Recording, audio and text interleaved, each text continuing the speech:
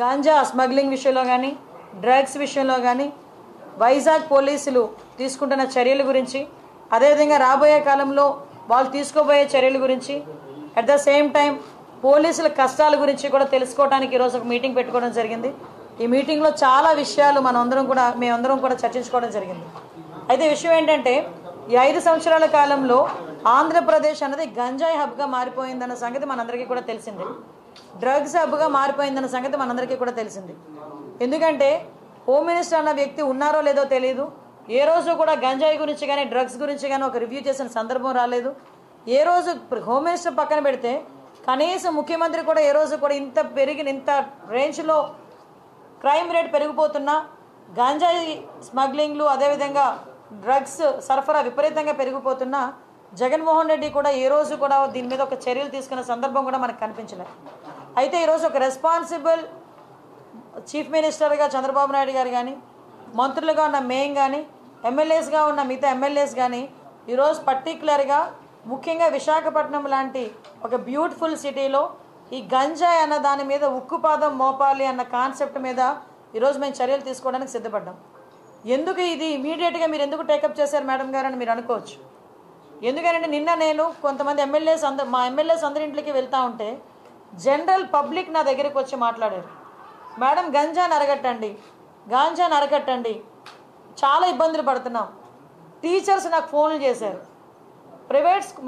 Government schools దగ్గర 5th class 6th class చదువుతున్న పిల్లలు కూడా గంజాయి తీసుకుంటున్నారు. అంటే గంజాయి అంత విచ్చలవిడైపోయింది, విపరీతంగా వైజాగ్లో దొరుకుతోంది. ఒక ఎమ్మెల్యే స్థాయిలో ఉన్న ఒక వ్యక్తి ఏమని చెప్పాడంటే, గంజా వైజాగ్లో ఈవినింగ్ పూట ఆఫ్టర్ 8 కొన్ని ప్లేసెస్కి వెళ్ళడానికి మేము భయపడుతున్నాం. కొన్ని ప్లేసెస్లో ఎస్పెషల్లీ గంజాయి బ్యాచ్ ఉంటున్నారు, వాళ్ళు మా మీద తిరగబడుతున్నారు, కొడుతున్నారు, చంపుకోవడానికి కూడా సిద్ధపడుతున్నారు. ఎంత మేరకు క్రైమ్ రేట్ పెరిగిపోయిందంటే, ఎంతో ప్రశాంతమైన విశాఖపట్నంలో హత్యలు వింటున్నాం, నడి రోడ్డు మీద నరుక్కోవడం విన్నాం. సో ఇటువంటి సిచ్యువేషన్ అన్నిటిని అరికట్టాలంటే మూలాలని మనం వెతుక్కోవాలి.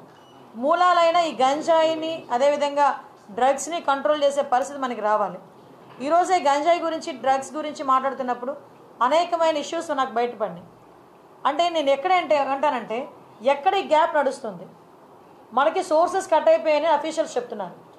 సోర్సెస్ కట్ అయిపోయినా కూడా రోజు రోజుకి ఎందుకు ఈ డ్రగ్స్ కేసెస్ కానీ గంజాయి కేసెస్ కానీ పెరుగుతున్నాయి? మీకు తెలుసా, ఈరోజు వాళ్ళు ఇచ్చిన రిపోర్ట్ ప్రకారం చూస్తే 1252 మంది ఈ రోజుకి జైల్లో ఉన్నారు. డ్రగ్స్ మన గంజాయి కేసులో పట్టుబడిన వాళ్ళు ఆంధ్రప్రదేశ్లోనే మొట్టమొదటిగా, మిగతా జిల్లాలన్నీ కలిపి 385. అంటే వైజాగ్లో గంజాయి సరఫరా ఎంత దారుణంగా జరుగుతుందో మీరు అందరూ అబ్జర్వ్ చేసుకోవచ్చు. ఇది నేను డిపార్ట్మెంట్ వాళ్ళు ఇచ్చిన నోట్. ఇది నాకు నిజంగా ఆశ్చర్యం అనిపించింది. నోట్ చూస్తే 1230 మంది ఆల్రెడీ జైల్లో ఉన్నారు. మొత్తం ఏంటి, మన ఒక్క విశాఖపట్నం జిల్లా, మిగతా జిల్లాలు అన్నీ కలుపుకొని 385 మంది. ఇది రిపోర్ట్ పోలీస్ డిపార్ట్మెంట్ వాళ్ళు ఇచ్చింది. అంటే ఎంత మేరకు మనకి ఇక్కడ గంజాయి అన్నది సరఫరా అవుతుందో తెలుసు. మనం ఎంత దారుణమైన సిచ్యువేషన్ అంటే, అరే గంజాయి ఈ రోజు వరకు నిర్మూలన చేయడానికి 5 సంవత్సరాల కాలంలో కనీసం ఒక రివ్యూ కూడా పెట్టలేదంటేనే విచ్చలవిడితనం ఎక్కడ పెరిగిందో మనకు అర్థమవుతుంది. ఆఖరికి వైఎస్ఆర్సీపీ నాయకులు కూడా గంజాయిలు అమ్ముకోవడంలోని గంజాయి వ్యాపారంలోని ఇన్వాల్వ్ అయిపోయారు. కాబట్టి వాళ్ళు అసలు దీని మీద కనీసం దృష్టి పెట్టలే. ఏమంటే చింతపల్లి నుంచి జీమాడుగల్ నుంచి అటువైపు నుంచి అదేవిధంగా మనకి ఒడిశా నుంచి ఇలాంటి మల్టిపుల్ ప్లేసెస్ నుంచి మనకి గంజాయి సరఫరా అవుతుంది. మనకి ఎన్ని చెక్ పోస్టులు ఉన్నాయండి అని డిపార్ట్మెంట్ వాళ్ళని అడిగితే 3 చెక్ పోస్టులు ఉన్నాయని చెప్పి 3 చెక్ పోస్టులు ఉన్నాయి. ఎందుకు రాదండి లోపలికి? మనకి వైజాగ్కి ట్రాన్స్పోర్టేషన్ ఎక్కువ, ఇటు ట్రైన్స్ కానీ ఇటు ఫ్లైట్స్ కానీ రోడ్ ఫెసిలిటీస్ ద్వారా వ్యాన్లు మిగతా అన్నీ, దాంట్లో ఈవెన్ 2 వీలర్, ఆఖరికి అమెజాన్లో కూడా పెట్టుకొని అమ్మేసుకుంటున్నాడండి డ్రగ్స్ని. కర్రీ లీవ్స్ అని పేరు చెప్పుకొని అమ్మేసే పరిస్థితి కనిపిస్తూ ఉంది. నిజంగా ఇది మనం చాలా సీరియస్గా తీసుకోవాల్సిన ఇష్యూ. అంటే అంత క్రిటికల్ సిచ్యువేషన్లో ఈరోజు వైజాగ్ పరిస్థితి ఉంది. నేను ఎందుకు దీని మీద ఇంకా ఛార్జ్ తీసుకోకుండానే నేను రివ్యూ పెట్టానంటేనే ఒకసారి దీని సీరియస్నెస్ ఏంటన్నది ఆలోచించండి. నేను ఇంకోటి కూడా చెప్పాను, టాస్క్ ఫోర్స్ ఏర్పాటు చేయండి. ఈ రోజు నుంచే టుడే ఆన్వర్డ్స్ ఆఫ్టర్ 8:39 గుంపులుగా పిల్లలు ఎవరైనా ఉన్నా గాంజాయిలు తీసుకుంటున్నట్టుగా రోడ్డు పక్కన ఉన్న చీకట్లో ఉన్న మీకు నచ్చిన పని చేయండి అని పోలీసులు వాళ్ళకి నేను క్లియర్ ఇన్స్ట్రక్షన్ ఇచ్చాను.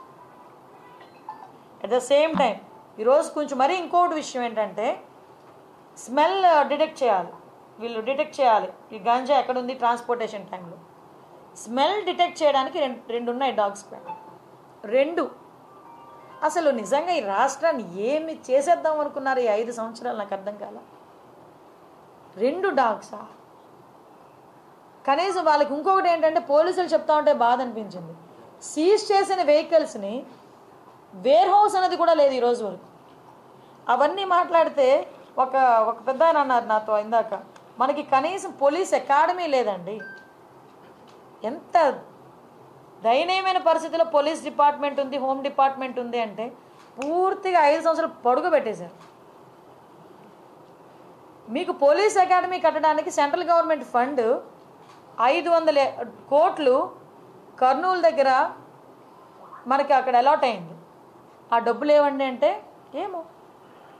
గ్రేహౌండ్స్ అకాడమీకి మన దగ్గరే జగన్నాథపురంలో 1000 కోట్లు అలాట్ అయింది. వర్కులు జరుగుతున్నాయా అంటే తెలియదు. ఈ రోజు వరకు అది ఎక్కడుందో కనిపించలేదు ఈ 5 సంవత్సరాల్లో. అంటే ఎలాగ పోలీసులు వర్క్ చేస్తారు? పోలీసులకు ఇవ్వాల్సిన మినిమం ఫెసిలిటీస్ కూడా ఇవ్వకుండా పోలీస్ డిపార్ట్మెంట్ మీద మనం ఎంత ప్రెషర్ పెట్టినా పరిస్థితి ఏంటి? ఈరోజు ఇలాంటి ఇష్యూస్ని చాలా మేము డిస్కస్ చేస్తున్నాం.